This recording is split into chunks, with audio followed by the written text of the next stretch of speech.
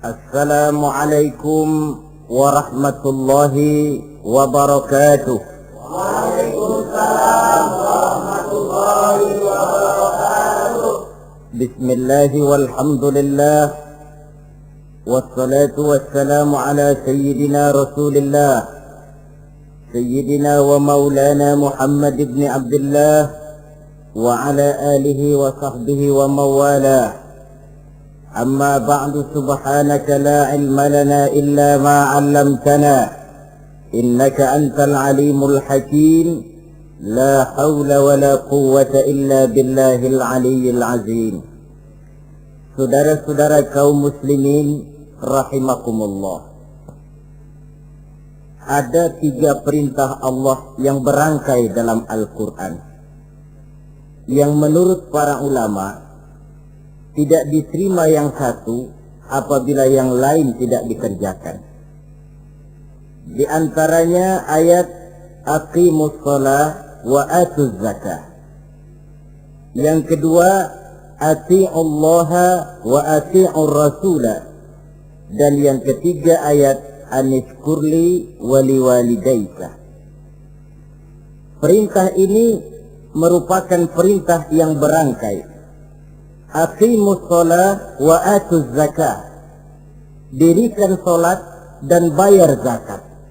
Artinya tidak diterima salatnya orang yang tidak membayar zakat, dan tidak diterima zakatnya orang yang tidak mendirikan salat. Perintah ini berangkai pada saat salat dikerjakan, zakat apabila sampai haul dan nisabnya harus dibayarkan. Begitu juga pada ayat ati'ullaha wa ati'ur rasul. Taatlah kamu kepada Allah dan taatlah kamu kepada Rasul. Tidak diterima taat kepada Allah kalau membelakangi Rasul, dan tidak diterima mentaati Rasul kalau tidak mentaati Allah. Keduanya berangkai dan tidak terpisahkan satu dengan lainnya. Taat kepada Allah artinya harus taat juga kepada Rasul. Mengamalkan Quran artinya juga harus dengan mengamalkan sunnah. Oleh karenanya sering diingatkan, usaha memisahkan dan tidak diterima mentaati Rasul kalau tidak mentaati Allah. Keduanya berangkai dan tidak terpisahkan satu dengan lainnya. Taat kepada Allah artinya harus taat juga kepada Rasul.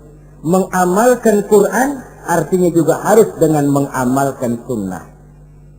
Oleh karenanya sering diingatkan, usaha memisahkan umat Islam dari Islamnya selalu diawali dengan memisahkan umat Islam dari ulamanya. Dan ini bukan urusan baru.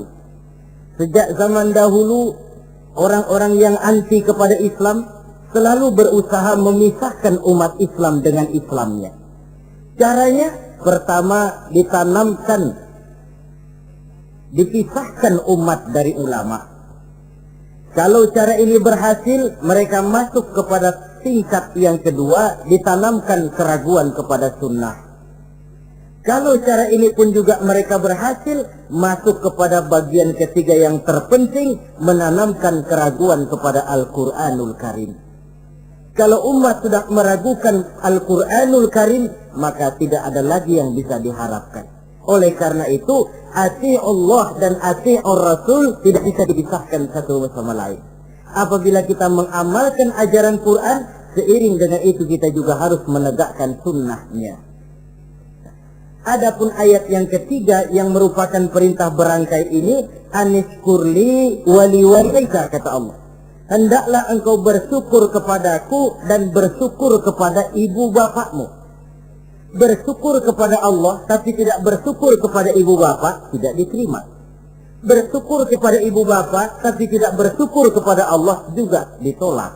Oleh karenanya keduanya tidak bisa terpisahkan satu sama lain. Orang yang pandai bersyukur kepada Allah, dia harus pandai juga bersyukur kepada ibu dan bapaknya. Bersyukur kepada ibu bapak artinya berbakti kepada kedua orang tua kita. Kalau kita perhatikan, dan inilah pokok yang akan kita bicarakan pada pertemuan ini, soal berbakti kepada ibu dan bapak. Kalau kita perhatikan, kedudukan kedua orang tua dalam Al-Quran itu tinggi sekali. Kita baca misalnya dalam surah Al-Isra ayat 23. Di sana menjelaskan wa qada rabbuka alla ta'budu illa iyyahu wa bil walidaini ihsana. Dan Allah Tuhanmu telah memutuskan, telah menetapkan, jangan kamu menyembah selain daripadanya dan berbaktilah kepada kedua orang tua. Kita perhatikan tartibul kalimat atau tertib urutan kalimat dalam ayat ini. Pertama, jangan menyembah selain kepada Allah. Yang kedua, berbakti kepada kedua orang tua. Allah, setelah itu kedua orang tua. Begitu tinggi kedudukannya sampai dirangkaikan dengan kewajiban menyembah hanya kepada Allah. Sesudah itu apa? Wabil walidaini ihsana, berbakti, berbuat baik kepada ibu dan bapak. Lalu dalam surah An-Nisa ayat 36 kita temukan wa'budullaha wa la tusyriku bihi syai'a wa bil walidaini ihsana. Sembahlah Allah, jangan engkau sekutukan ia dengan sesuatu pun, dan berbuat baiklah kepada kedua orang tuamu. Lagi-lagi di sini perintah bertauhid, perintah menyembah hanya kepada Allah dirangkaikan dengan perintah berbakti kepada kedua orang tua. Dalam kehidupan sehari-hari biasanya perintah penting lahir pertama, perintah penting kedua lahir pada urutan kedua. Dari segi prioritas kita bisa melihat tingginya kedudukan kedua orang tua kita di dalam kehidupan ini. Lalu orang tua adalah bapak dan ibu. Keduanya mempunyai peranan yang sangat besar sejak lahirnya kita ke alam dunia ini sampai kita meningkat menjadi anak-anak, remaja, dewasa. Bapak misalnya kita lihat sibuk mencari nafkah. Ia pergi pagi, pulang sore, peras keringat, banting tulang. Karena cita dan harapan agar anaknya kelak hidup lebih baik dari dia sekarang ini. Dan untuk itu dia rela peras keringat, banting tulang. Seolah-olah dia berkata, ayahmu biarlah kaki jadi kepala, kepala jadi kaki, asal kau kelak jadi orang. Yang kadang-kadang setelah kita sang anak ini jadi orang, sering lupa kacang akan kulitnya. Sehingga boleh jadi orang lalu berkata, kalau orang tua kaya, anak jadi raja. Kalau orang tua, kalau anak yang kaya, orang tua sering jadi budak. Orang tua kaya, anak jadi raja. Apa yang dia mau jadi kenyataan. Tapi kalau anak yang kaya, kadang-kadang orang tuanya yang jadi budaknya. Lalu di samping sibuk mencari nafkah, bapak juga memberikan perlindungan dalam kehidupan ini. Menjadi simbol wibawa yang pada satu saat kita akan merasakannya kalau dia sudah tidak ada. Begitu barangkali kecenderungan orang, seperti kata Imam Al-Ghazali, kamu baru merasa pentingnya suatu nikmat kalau dia sudah hilang dari diri kamu. Kita baru terasa pentingnya sehat kalau lagi sakit. Baru tahu pentingnya gigi kalau lagi sakit gigi. Baru tahu pentingnya telinga kalau lagi budak. Tetapi pada saat normal, kita menganggap itu sesuatu yang biasa. Bukankah keberadaan seorang bapak dalam hidup ini, di samping dia pelindung, juga menjadi simbol wibawa dalam kehidupan di masyarakat? Orang sering berkata, gue bukan takut sama lo, gue segan sama orang tua lo. Masih ada yang disegani, masih ada yang dihormati. Pantas saja kalau kita ambil dari sejarah, ketika baginda Rasul ditinggal wafat oleh Khadijah, oleh pamannya Abu Thalib, gangguan kafir Quraisy makin meningkat. Kenapa? Kemarin-marin mereka mau menghadang Nabi, mau menghantam Nabi, masih mandang Khadijah binti Khuwailid, seorang bekas janda bangsawan. Mereka masih memandang Abu Thalib, orang tua yang disegani. Sekarang dua-duanya sudah tidak ada, apalagi yang mau disegani, hantam saja sudah Muhammad. Itu pun dirasakan oleh pribadi Nabi kita. Saudara-saudara kaum muslimin, apalagi yang namanya ibu, dia lebih banyak menangani kita. Pantas kalau Rasul satu saat ditanya orang, ya Rasul, siapa sih yang paling harus saya taati di dunia ini? Ibumu. Lalu siapa lagi ya Rasul? Ibumu. Kemudian setelah itu siapa ya Rasul? Ibumu. Setelah itu siapa ya Rasul? Bapakmu. Ibu, baru bapak. 3 berbanding 1. Kenapa harus begitu? Kita lihat. Pertama yang namanya ibu, sejak proses kehamilannya sudah istilah Quran hamalathu wahnan ala wahnin. Dia mengandung kita dalam keberatan yang bertumpuk di atas keberatan. Berat kuadrat. Bahkan sebelum itu, sejak ngidam anaknya, ibu kita itu sudah kita siksa. Yang kepengen dimakan, yang bukan-bukan. Muntah, nggak karu-karuan. Keinginan yang tidak musim. Sampai ketika terjadi proses kehamilan. Dari hari ke hari hamilnya makin lama, makin berat, makin lama, makin besar. Kemana-mana dibawa.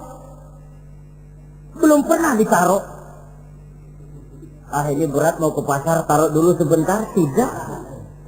Itu ya saudara, orang hamil itu ya, saya sendiri alhamdulillah belum pernah hamil. Tapi kalau kira-kira 2 kilo, itu ada itu.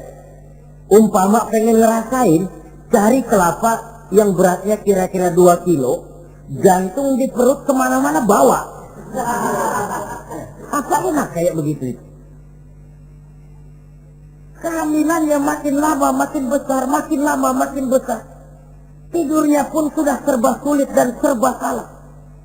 Sampai dia kepada saat kelahirannya, saat melahirkannya, berhadapan dengan 2 pilihan. Kalau tidak hidup, mati. Dan seorang suami tidak pernah menghadapi saat-saat kritis macam gitu. Paling-paling waktu istrinya melahirkan, dia cuma nungguin di depan pintu. Bingung, gelisah, tapi masih sempat ngerokok. Si istri sudah pasrah berhadapan dengan kalau tidak hidup, mati. Saudara hadirin yang saya hormati, dalam pilihan itu dia lahirkan anaknya ke alam ini. Dan maha adil Allah. Andai kata pun seorang perempuan kalah dalam perjuangan ketika melahirkan anaknya, dia meninggal, dia mendapat pahala seperti orang yang mati syahid. Sebab orang mati syahid itu ada 3 macam. Ada syahid dunia akhirat. Ini orang yang pergi perang membela agama, niatnya karena Allah, dia gugur di medan perang, syahid dunia akhirat. Tidak usah dimandikan, dikafankan, disolatkan, dikubur dengan pakaian yang dia pakai, yang berlumur darah itu. Yang kedua, ada orang mendapat syahid akhirat. Artinya, mendapat pahala seperti pahalanya orang yang mati syahid. Tetapi jenazahnya tetap wajib diurus seperti biasa. Dimandikan, dikafankan, disolatkan. Hanya pahalanya seperti pahala orang mati syahid. Siapa mereka? Al-Gharik. Orang yang mati tenggelam, kelelep di kali, itu mati syahid, syahid akhirat. Apalagi sahibul hadmi, orang yang tertimpa benda keras secara mendadak, mati syahid, syahid akhirat. Di dunianya tetap wajib diurus seperti biasa. Saudara lagi jalan enak-enak ketiban batu 2 ton. Mati, mendapat pahala syahid, syahid akhirat. Tapi jangan diniatin. Kalau dilihatin, saya mah pilih kelelep aja dah. Lalu nyebur ke kali, mati, syahid. Tidak. Konyol malah itu, bunuh diri namanya. Nah, diantaranya yang mati syahid itu perempuan yang meninggal pada saat melahirkan anaknya. Tapi masalah kita dalam pilihan antara hidup dan mati, dia lahirkan anaknya ke alam ini.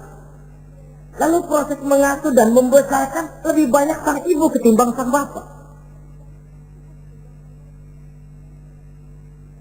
Tengah malam, bapaknya sudah asik tidur lelap. Si ibu masih saja berkutat dengan anak bayinya. Dibungkusnya pakaian, si anak pun pipis digantinya itu. Setelah itu dijaganya juga dari gigitan nyamuk. Sehingga Pepatah bilang kasih ibu sepanjang jalan, kasih anak sepanjang galah. Ini berarti bahwa bagaimanapun upaya hendak menebus jasa daripada ibu, memang sulit untuk tersebut. Oleh karenanya saudara-saudara, pantas saja kalau Nabi sampai 3 kali ibumu, ibumu, ibumu, setelah itu bapakmu. Nah, oleh karenanya apa sebenarnya kewajiban seorang anak kepada kedua orang tuanya? Dengan kata lain, bagaimana kita berusaha untuk berbakti kepada ibu bapak ini? Di dalam kitab Tanbihul Ghafilin ada dijelaskan, lil walidi 'alal waladi asaratu huquqin. Orang tua mempunyai 10 hak terhadap anaknya. Dengan kata lain, kewajiban anak kepada orang tuanya ada 10. Pertama, at-ta'am in ihtaja. Memberikan kedua orang tua makan kalau dia keduanya memerlukan makanan. Malah yang lebih ideal dia usahakan agar makanan yang diberikan kepada kedua orang tuanya lebih baik dari yang dia makan sendiri. Kita kadang-kadang beli juga kue, buahan, tapi kita sortir dulu. Ini rambutan yang kontes-kontes kasih babak sono.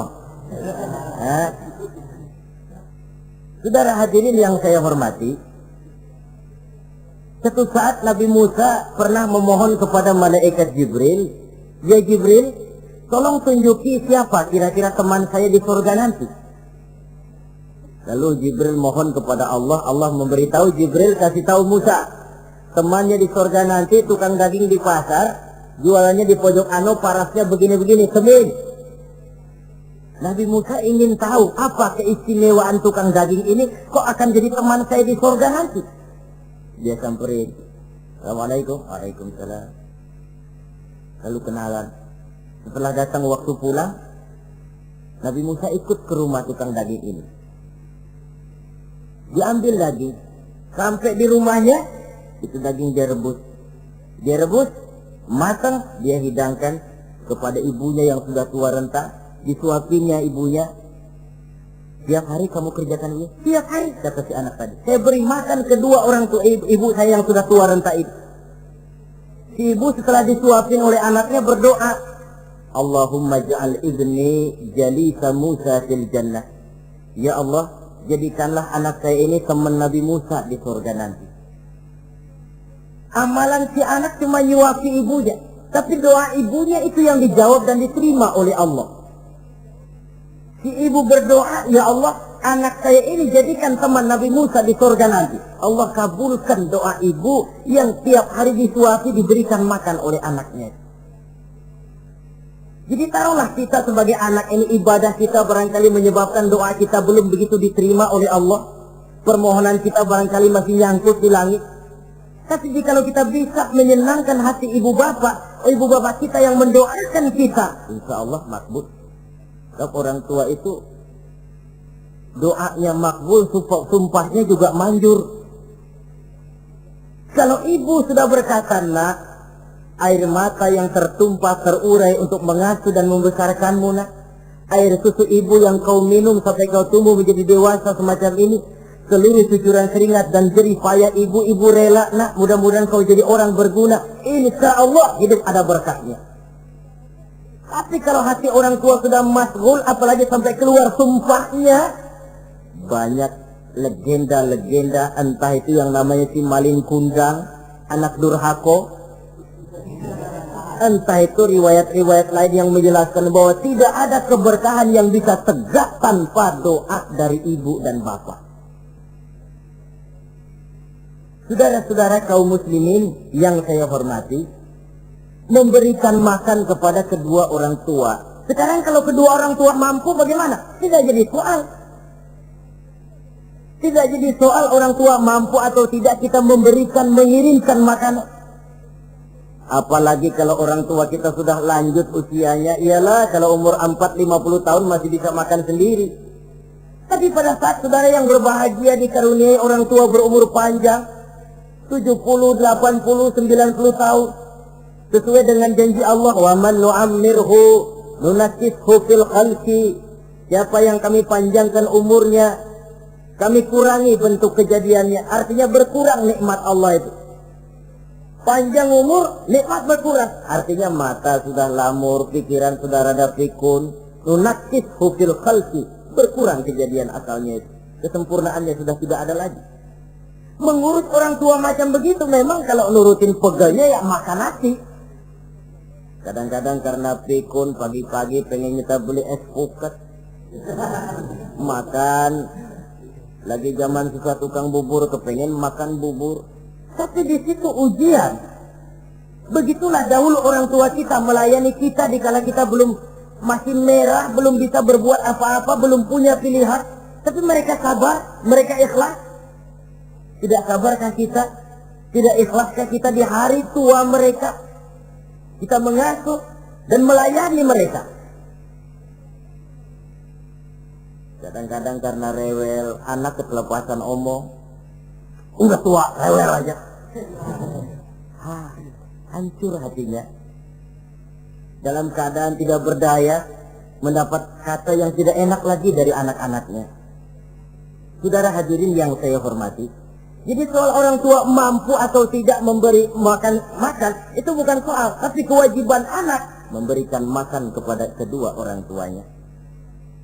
Ini kewajiban yang pertama. Kewajiban yang kedua, al-khidmatu saja. Al-khidmah artinya berbakti kepada ibu dan bapak. Satu hari ketika kumpul dengan para sahabat, Nabi pernah berpesan kepada Sayyidina Umar bin Khattab radhiyallahu an. Umar, saya ya Rasul. Nanti kalau kamu sempat datang ke kota Madinah, Umar, cari anak muda yang bernama Uwais Al-Qarni dan kau minta didoakan olehnya. Sayyidina Umar heran. Ini yang menyuruh Rasul. Padahal Rasul doanya mustajab. Dan lagian masih banyak orang-orang tua. Kenapa kalau datang ke Madinah suruh cari anak muda namanya Uwais Qarni dan minta didoakan olehnya? Apa keistimewaan Uwais Al-Qarni ini? Jadi ini pun juga alasan kata Nabi, aksiru minan nas bidu'ail khair fa innaka la tadri min ayyi fahin yuqbal. Banyak-banyaklah kamu minta doa kebaikan dari orang lain sebab kamu tidak tahu dari mulut yang mana doa diterima Allah. Menurut kita barangkali orangnya kere, nggak ada potongan, tapi kalau doanya diterima Allah, siapa yang sanggup menghalangi? Ada orang bilang, enakan doa sendiri langsung mantap, tidak jelek. Tapi minta didoakan orang lain pun tidak salah. Saudara-saudara yang saya hormati, kadang-kadang tukang minta-minta pengemis datang ke rumah. Kita kasih 100 rupiah, lalu keluar doanya kan, mudah-mudahan rezekinya bapak lancar dan segala macam.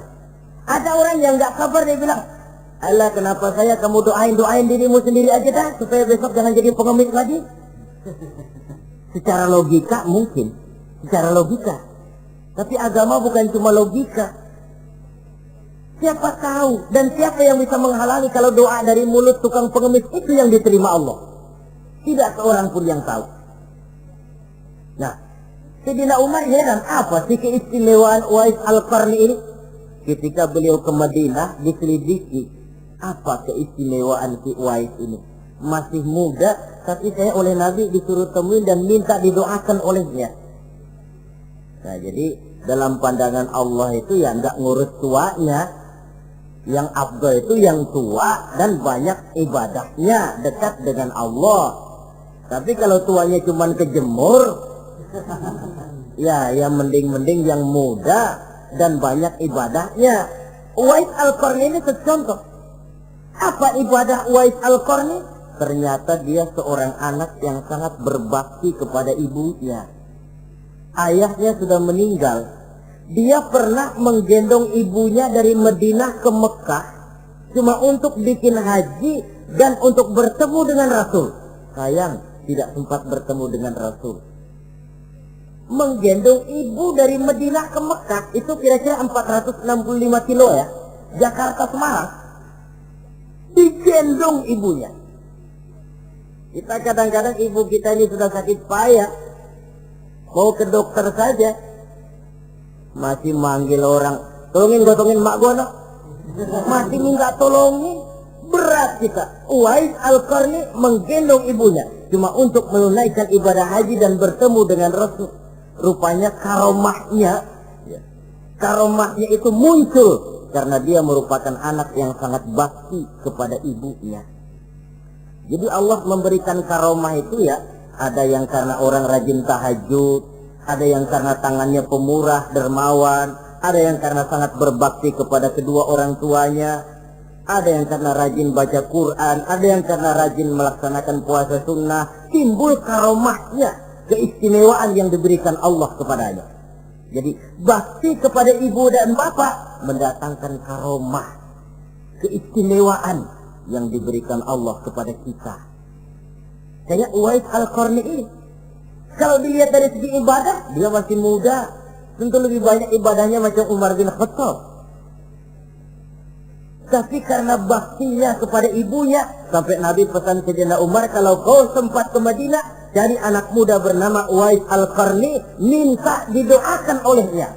Artinya doanya dikabul oleh Allah Subhanahu wa ta'ala. Saudara-saudara kaum muslimin yang berbahagia, kewajiban yang ketiga, al-ijabatu in da'a. Menjawab, memenuhi panggilan orang tua apabila keduanya memanggilmu. Menjawab panggilan kedua orang tua. Dan cara menjawab ini pun Al-Quran memberikan tuntunan etiknya. Wala taqul lahuma uffin. Jangan kepada kedua orang tuamu ngomong uff. Uff, hus, oi. Itu dianggap kurang etik. Saudara hadirin yang saya muliakan, menjawab panggilan orang tua merupakan kewajiban anak dan merupakan hak dari orang tuanya. Dia berhak untuk dijawab panggilannya dan anak berkewajiban untuk menjawab panggilan orang tuanya. Mari kita ikuti satu riwayat bahwa ada seorang anak muda yang soleh, tekun melaksanakan ibadah, namanya Jurayj. Satu hari Jurayj ini sedang sholat sunnah. Ketika dia sedang sholat itu, ibunya manggil, Jurayj, kan? Jurayj, sini sebentar. Ibunya rupanya tidak tahu kalau Jurayj sedang sholat. Mendengar panggilan ibunya, Jurayj bimbang dalam hati. Allahumma ummi am sholati. Ya Allah, sembahyang saya terusin atau panggilan ibu yang saya jawab? Saya sholat sunnah, tapi menjawab panggilan ibu wajib. Mana ini? Bimbang. Dia, ibunya manggil lagi, Jurayj ta'ali, Jurayj sini. Makin bimbang. Allahumma ummi am sholati. Ya Allah, yang mana? Sholat terus atau menjawab panggilan ibu? Rupanya dia pilih sholat terus, saudara-saudara. Dia tidak jawab panggilan ibunya.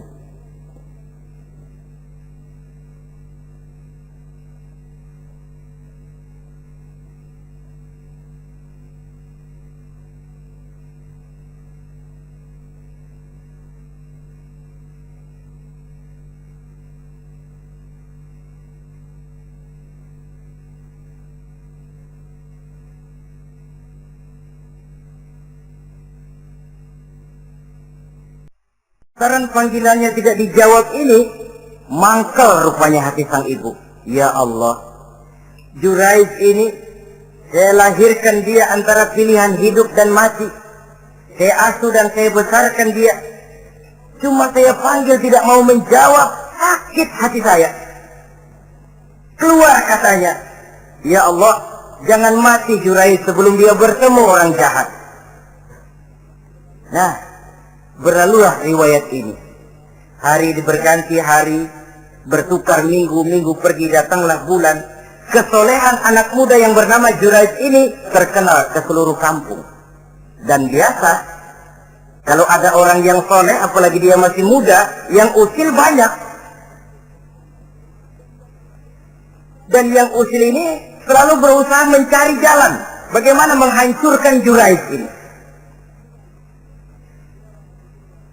Saudara hadirin yang saya hormati, akhirnya mereka begini aja. Jurayj kan masih muda, kita goda pakai harta. Tidak mungkin. Jurayj itu bukan orang yang mata duitan, dia tidak akan luluh oleh harta. Kita tawarkan kedudukan, juga tidak bisa. Begini saja, dia kan masih muda tuh. Iya. Umpanin perempuan aja dah. Kirim cewek yang rada kece.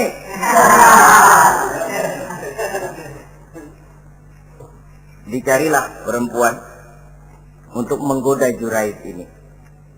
Sampai satu malam Jurayj sedang ibadah di mihrab dalam masjid, masuk perempuan ini dengan langkah gemulai, dengan suara merdu mendayu-dayu, mencoba merayu, membujuk, mempedaya, mempesona Jurayj. Tapi nggak kena. Sejak dari berpakaian lengkap si perempuan ini, sampai bahasa Arabnya Oryanun Talik, tanpa kehelai benang pun lagi lekat di badannya. Menggoda Jurayj, memegang Jurayj, muter-muter di depan Jurayj, tanpa selembar benang pun lekat di badannya. Jurayj mantap. Si perempuan karena sudah kadang merasa dibayar lalu nggak berhasil kan malu. Akhirnya dia keluar dari masjid, dia pergi ke sebuah kampung, di sana dia berzina dengan seorang pengembala kambing. Dan hamil. Ketika hamilnya besar, si perempuan ini kemana-mana pidato. Saudara-saudara, kenal nggak Jurayj? Kenal. Yang katanya rajin benar ibadah tuh, yang mainannya di masjid melulu, yang mainannya tasbih melulu. Nih, perut saya nih. Dia urusannya tuh. Jurayj, apa betul? Oh. Akhirnya Jurayj dicari orang, macam-macam, yang caci maki, bahkan ada yang nyambitin pakai batu sampai berdarah kakinya, berdarah tangannya. Caci maki orang sudah nggak karu-karuan.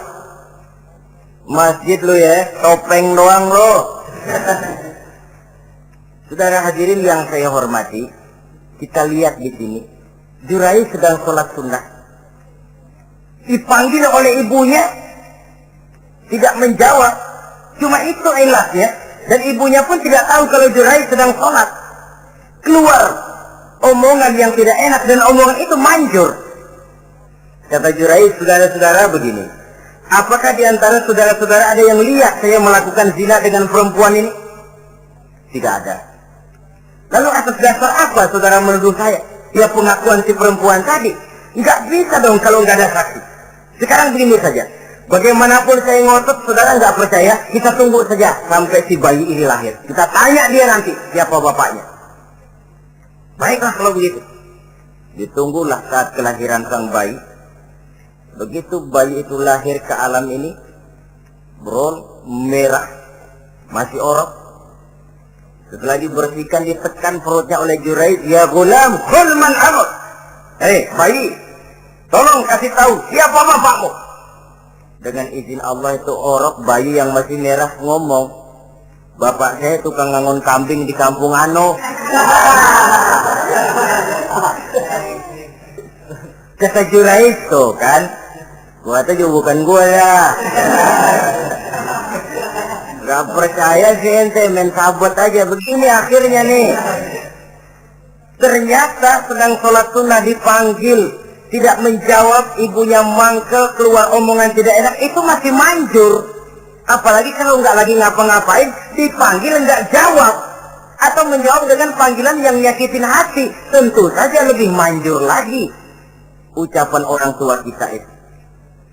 Saudara-saudara yang saya hormati, jadi kewajiban ini al-ijabatu inda'a, menjawab apabila dipanggil. Teorinya mudah ini, praktiknya yang sulit. Pada suatu saat kita sedang menghadapi urusan yang sangat penting, orang tua manggil. Pada suatu saat kita sedang menghadapi tamu untuk sesuatu yang vital, orang tua manggil. Pada saat semacam itu, Seperti ada hadis, tuan rumah wajib menghormati tamu. Itu sih mudah dalam situasi normal. Tapi coba malam kita sudah nggak tidur, begitu mau tidur baru mau ngelayat assalamualaikum tamu. Kondisi begini untuk mengamalkan hadis tadi bisa apa tidak menghormati tamu dalam kondisi yang memang kita ini sudah mestinya istirahat. Mestinya kan hati kita, kamu nggak tahu diri banget, gue mau tidur, datang. Kalau kondisinya normal, menghormati tamu bukan sesuatu yang sulit. Begitu juga menjawab panggilan orang tua ini. Kalau kondisinya normal, mudah.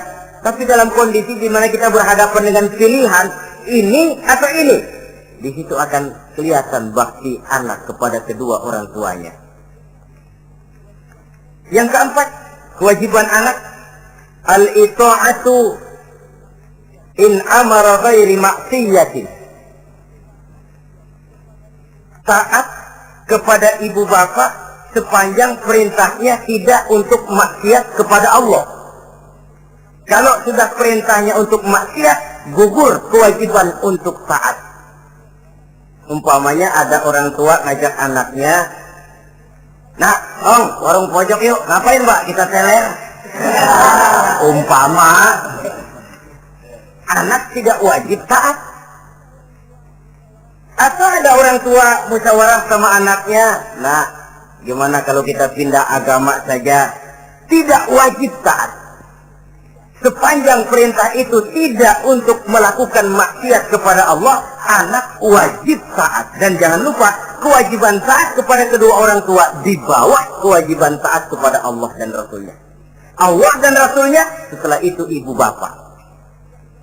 Apabila perintah tidak untuk melakukan maksiat, maka anak wajib untuk melakukan taat kepada kedua orang tuanya. Ini kewajiban yang keempat. Apatah lagi kalau cuma sekedar diperintah ngaji, diperintah sekolah, diperintah melakukan membantu pekerjaan yang ada di rumah. Itu sudah perintah yang di samping bermanfaat buat keluarga, juga menyangkut hari depan kita sendiri sebagai anak. Kadang-kadang memang kita mengukur dari sudut kepentingan kita tanpa melihat jauh ke depan.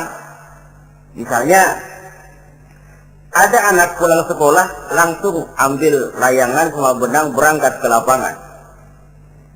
Orang tua, karena melihat jauh ke depan, anak ini lelahnya belum hilang.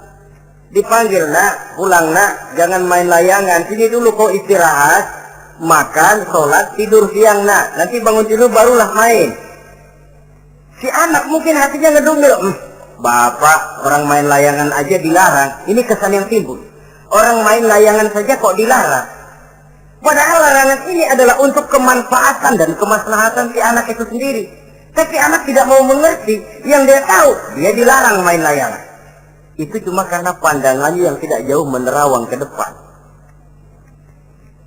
Pepatah bilang, sekejam-kejamnya macan tidak ada yang makan anaknya sendiri. Artinya, bagaimanapun kondisinya, orang tua itu tidak ada yang akan sampai untuk menyengsarakan anaknya. Saudara-saudara kaum muslimin rahimakumullah. Jadi yang keempat, kewajiban untuk taat sepanjang tidak melakukan maksiat kepada Allah Subhanahu wa taala. Yang kelima, at-takallum ma'ahu bil-lin. Apabila bercakap-cakap dengan kedua orang tua, hendaklah dengan tutur kata yang lemah lembut. Wala tanharhuma wala taqul lahuma uffin wa qul lahuma qawlan karima. Jangan membentak, jangan uff saja, hus saja, itu sudah tercela dan tidak boleh menurut ajaran agama. Apatah lagi sampai membentak, maaf, apalagi sampai melakukan tindakan kekerasan. Menendang orang tua, na'udzubillah, summa na'udzubillah. Memukul orang tua sendiri, Allah karim. Orang tua yang menyebabkan secara zahir keberadaan dia ke alam ini, sampai hati ditendang, dipukul, dibangsat-bangsati. Tidak ada kedurhakaan yang lebih berat selain daripada kedurhakaan kepada kedua orang tua sesudah orang menyekutukan Allah. Sehingga pantas kalau Nabi memberikan vonis Ridullah fi ridul walidain wa suhtullah fi suhtil walidain. Keridhaan Allah di dalam keridhaan ibu bapak, dan murka Allah pun berada dalam kemurkaan ibu bapak. Ibu bapak ridho, Allah insya Allah ridho. Ibu bapak murka, Allah murka. Jadi kebahagiaan apa yang bisa kita tegakkan dalam hidup tanpa restu dan doa kedua orang tua kita? Si anak mungkin karena pendidikannya lebih tinggi, pengalamannya lebih luas, pergi ke mancanegara, bisa segala macam bahasa, dididik secara canggih. Tapi apakah itu lalu berarti dia harus memalingkan diri dari kedua orang tuanya? Sama sekali tidak. Disinilah unsur yang namanya keberkahan. Maka sering dijelaskan orang tua adalah keramat hidup. Kita sering ziarah. Ya kadang-kadang kalau yang diziarahi kiai ya lumayan. Kadang-kadang yang diziarahi dukun yang sembahyang aja enggak.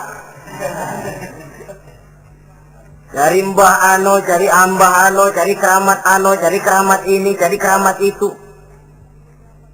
Dan jangan lupa di beberapa daerah yang namanya kiai itu ya, yang disebut kiai, bukan cuma orang yang ngerti agama. Ya kalau saudara ke keraton Jogja mana segala gerobak namanya kiai. Iya toh, kereta kencana itu. Degung namanya kiai.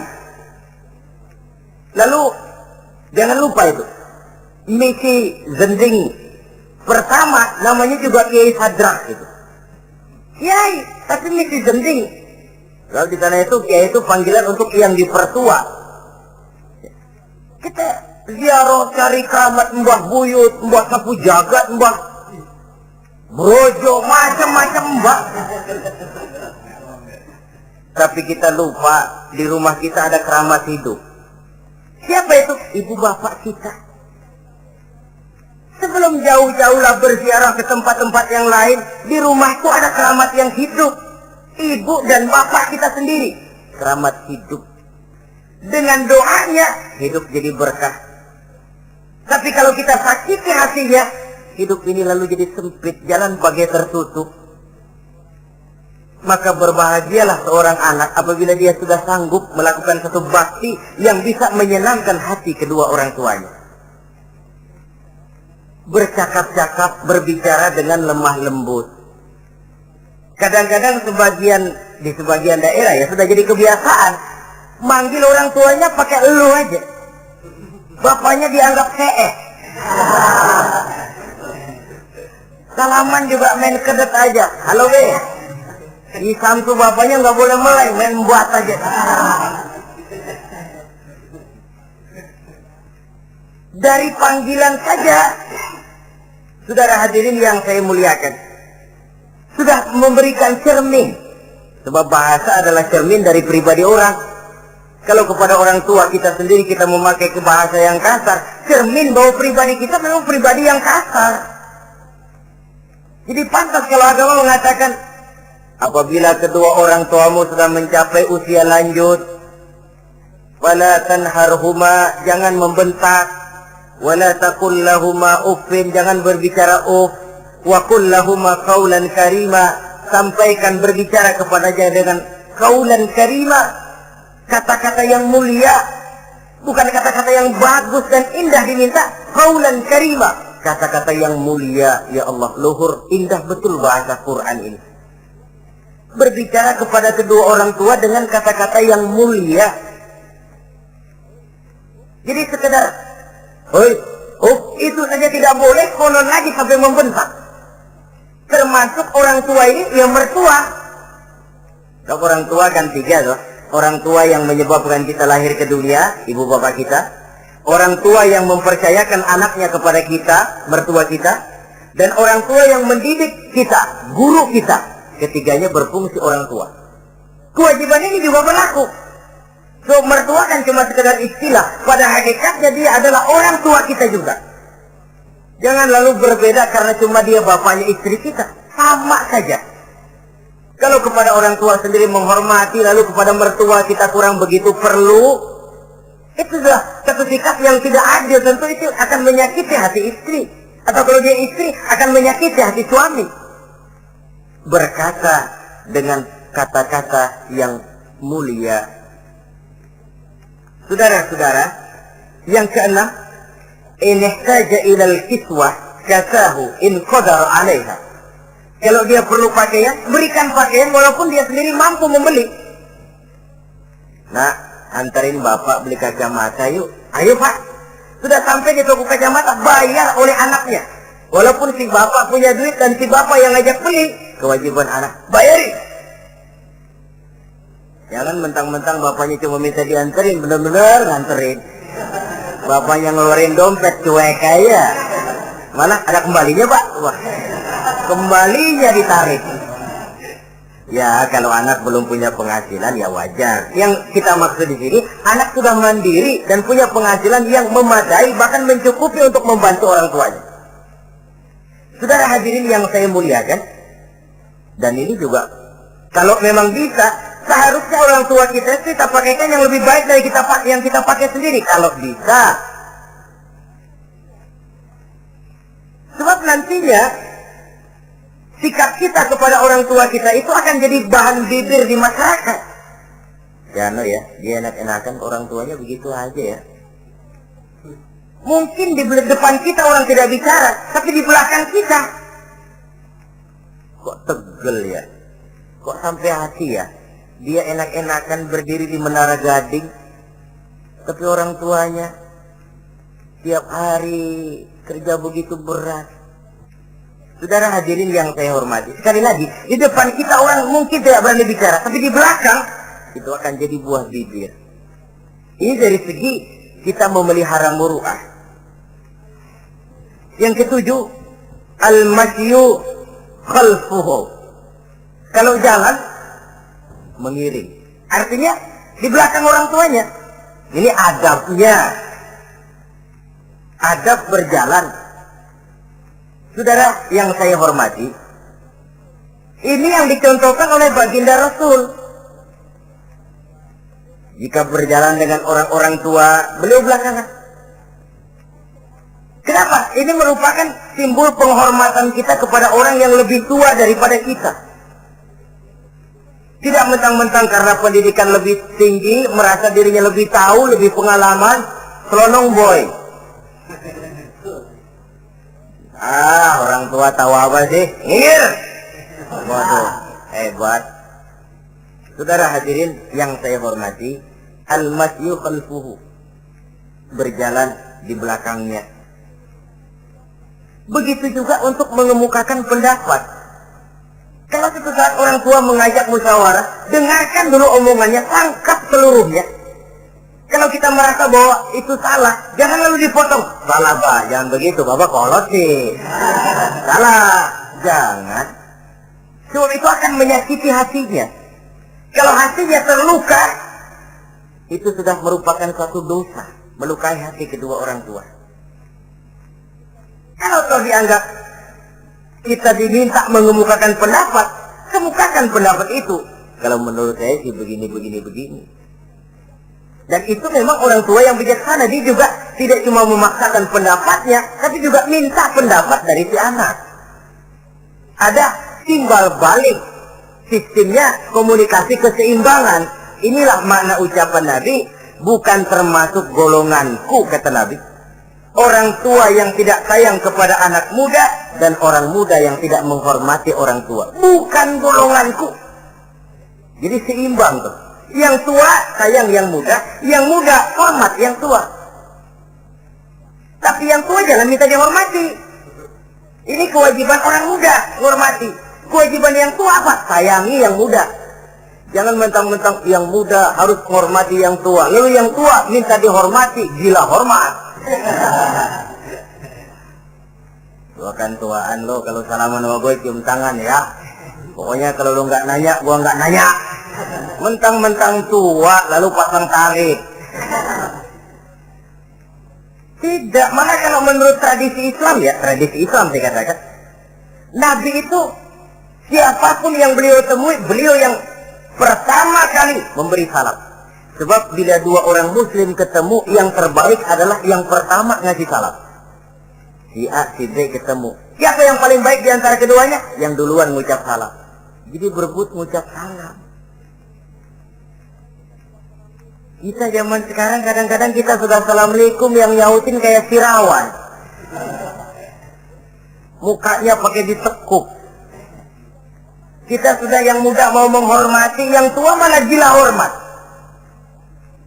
Yang muda jangan cuma minta disayangi, tapi nggak sanggup menghormati yang tua. Sistem keseimbangan. Yang tua sayang yang muda hormat kepada yang tua. Kalau ini terwujud, nikmat kehidupan bermasyarakat ini. Kadang-kadang kan pincang, yang tua nggak sayang sama yang muda. Ada bakat-bakat terpendam yang mau maju dianggap saingan. Kalau yang begini maju rusak gua nih. Lalu diseken. Lalu yang muda pun karena merasa pendidikan lebih tinggi, pandangan lebih luas, nyelongcong jadinya. Kurang ajar sama yang tua. Timbul gap, timbul misunderstanding, salah pengertian. Kalau sudah begitu, kesatuan dan persatuan sulit diwujudkan. Maka usaha pun lalu tidak seperti yang seharusnya. Saudara-saudara yang saya hormati, yang ke-8 sekarang, kewajiban anak itu apa? Al-irda'u lahu bima radiya li nafsihi. Mencari keredoan dari orang tua tentang sesuatu yang dia ridho. Artinya, orang tua kita senang apa? Kita berusaha senang itu. Mengukur orang tua itu dengan diri. Ukurannya diri. Yang orang tua kita senang, kita berupaya senang.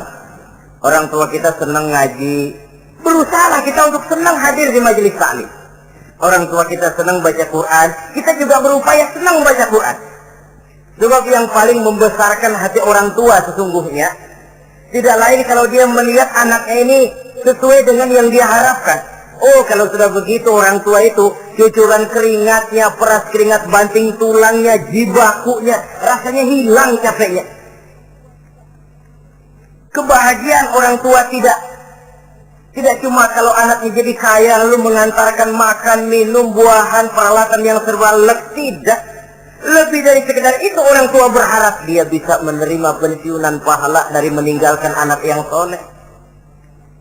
Alangkah indahnya jika orang tuanya nanti wafat meninggalkan alam ini, anak-anaknya mengurus bumi di sekelilingnya, memimpin orang tuanya membacakan syahadat. Anak-anaknya juga yang memandikan, anak-anaknya yang menyolatkan, anak-anak yang menurunkan dia ke liang lahat, anaknya yang mendoakan. Alangkah nikmatnya orang tua macam itu. Tapi kan langka. Di samping karena memang orang tua kurang mengarahkan, anak pun kurang perhatian ke arah itu. Begitu bapaknya mati, ambil mana ambil, suruh mandiin. Akan lebih baik kalau anaknya yang mandi. Tangga-tangga panggil sembayangi, anaknya malah nonton dari jauh, nggak ikut nyembayangin, mau kok tegel. Kenapa nggak ikut nyembayangin? Ya nggak bisa sembayangnya. Ya kalau macam Abu Nuwas dulu nggak bisa, masih ada akal. Ikut sembayang jenazah. Dia nggak tahu kalau sembayang jenazah itu cuma diri, nggak pakai ruku, nggak pakai sujud. Imam takbir dia takbir, begitu takbir kedua dia kira ruku dia. Habis takbir lagi, sujud. Orang-orang gak ada yang sujud. Bingung. Selesai ditanya dia, Abu Nawas kenapa tadi pakai sujud? Dia bilang ini mayit dosanya kebanyakan.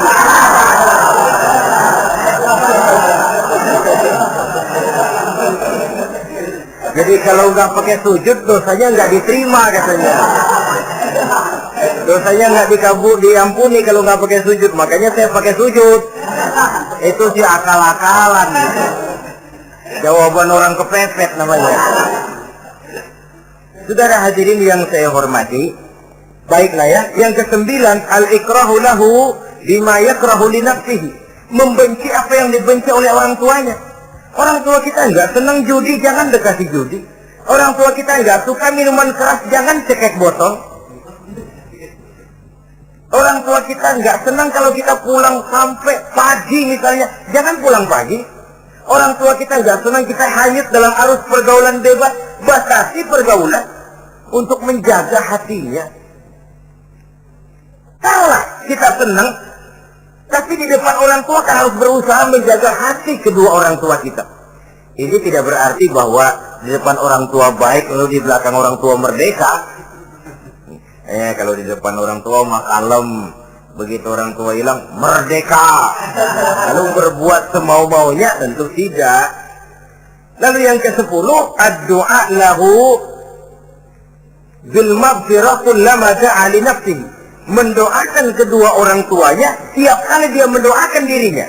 Ya, kewajiban anak tidak lupa tiap kali berdoa untuk dirinya. Orang tuanya disertakan, Rabbighfirli wa li walidayya. Ampuni saya dan ampuni dosa ibu bapak saya. Pak, itu kalau orang tua masih hidup, ya. Sekarang kalau orang tua sudah meninggal, bagaimana berbaktinya? Gampang.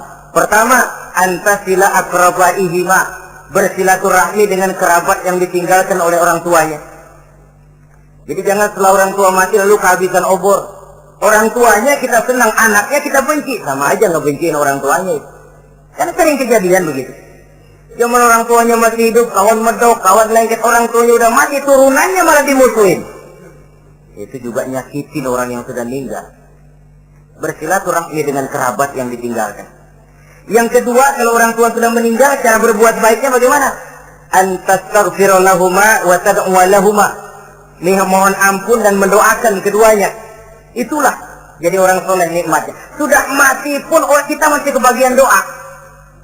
Orang soleh kemana-mana didoakan orang. Dia lagi tidur, ada yang sembahyang. Dalam tahiyat dia baca Assalamu alaina wa ala ibadillahi sholihin. Ya Allah, berikan keselamatan kepada kami dan kepada hamba-hambamu yang soleh. Ini orang yang soleh, semua orang soleh kebagian doa itu. Walaupun dia lagi tidur, tidurnya didoakan orang. Dia sudah mati, kuburnya diziarahi orang, dibacakan doa. Lain kalau bajingan, liwat di kuburannya orang serem. Bajingan kemarin mati dipendam di sono. Lu jangan lewat sono, lu kesurupan. Liwat orang ngeri. Bagaimana lagi mau mendoakan? Yang ketiga, orang tua yang sudah meninggal itu cara berbaktinya wa anta tasaddaqu lahuma. Kalau ada rezeki, bersedekah atas nama keduanya. Pak, 100.000 untuk pembangunan masjid, saya lihat pahalanya untuk almarhum kedua orang tua saya. Insya Allah sampai. Oh, kalau tidak sampai, Rasul tidak akan mengajarkan badal haji itu. Untuk apa? Diajarkan badal haji artinya amalan orang yang masih hidup ada kaitannya dengan orang yang sudah meninggal. Bersedekah atas nama kedua orang tua. Saudara hadirin yang saya muliakan, mudah-mudahan Allah menjadikan kita anak yang bisa berbakti kepada kedua orang tua kita. Amin. Ini sajalah pertemuan kita yang singkat ini. Terima kasih atas segala perhatian dan mohon maaf atas segala kekurangan. Usikum wa nafsi bi taqwallah. Wassalamualaikum warahmatullahi wabarakatuh. Waalaikumsalam.